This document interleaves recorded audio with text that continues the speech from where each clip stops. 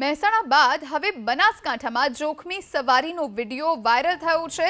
Tharad Sanchore highway પર જોખમી સવારીનો video, જીપની છત પર અને પાછળ લટકીને મુસાફરી કરતા હોવાનો વિડિયો સામે આવ્યો। આખરે ક્યારે જાગશે બનાસકાંઠા આરટીઓ? એ સૌથી મોટો પ્રશ્ન છે, કારણ કે સૌથી વધારે આવા વિડિયો જો સામે આવ્યા હોય તો એ બનાસકાંઠામાંથી જ સામે આવ્યા છે, અલગ અલગ જગ્યાએથી સામે આવ્યા છે। અને અત્યારે આપ આ જોખમી સવારીનો વિડિયો જોઈ રહ્યા છો। થરાદ સાંચોર હાઈવે પરનો વિડિયો છે, જ્યાં જીપ પર લટકેલા લોકો જોવા મળી રહ્યા છે, જીપના છાપરે ચડેલા લોકો જોવા મળી રહ્યા છે। આવી જોખમી સવારી મોતને નિમંત્રી શકે છે। આખરે ક્યારે જાગશે બનાસકાંઠા આરટીઓ અને શા માટે થોડા રૂપિયાની લાલચમાં નિર્દોષોનો જીવ જોખમમાં મુકાય છે? સૌથી મોટો પ્રશ્ન। આજે જ મહેસાણાના બહુચરાજીમાં પણ આ જ પ્રમાણેની ઘટના સામે આવી હતી। એક વિડિયો વાયરલ બન્યો હતો, જેમાં પણ એક જીપ પર કેટલાક લોકો મુસાફરી કરતા જતા નજરે પડ્યા હતા।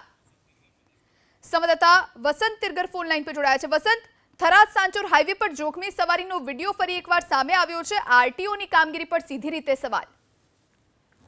બિલકુલ, જોઈ વાત કરવામાં આવે તો સરહદીય પંથકમાં અવારનવાર આવા વિડીયો વાયરલ થતા હોય છે। ખાસ કરીને વાત કરવામાં આવે તો આજે થરાદ સાંચોર હાઈવે ઉપર જોખમી મુસાફરીનો આ વિડીયો છે તે હાલ સોશિયલ મીડિયા ઉપર વાયરલ થયો છે। જોકે જીપ ઉપર નીચે પાછળ લટકતા મુસાફરોના જીવ જોખમમાં નાખીને બેફામ રીતે આ ડ્રાઈવરો બેફામ જે મુસાફરી કરાવતા હોય તેવા નજરે પડ્યા છે।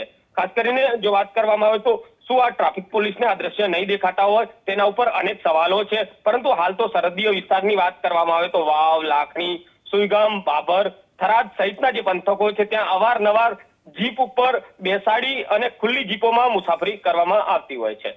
જી આભાર વસંત, જાણકારી આપવા માટે।